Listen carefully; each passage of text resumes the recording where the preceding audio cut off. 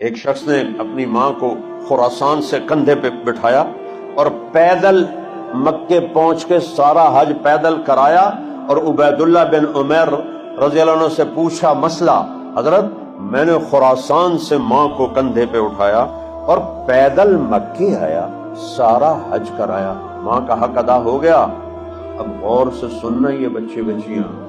ماں کا حق ادا ہو گیا ان کا ولا دلقۃ واحدہ۔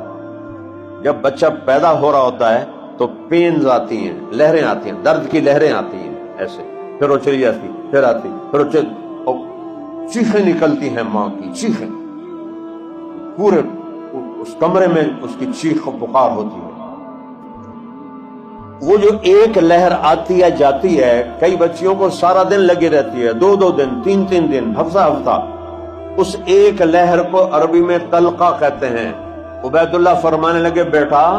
تیری ماں نے تجھے جنتے ہوئے جو لہریں درد کی اٹھائی تھیں ان میں سے ابھی ایک لہر کا حق بھی ادا نہیں ہوا، اس کو ماں کہتے ہیں۔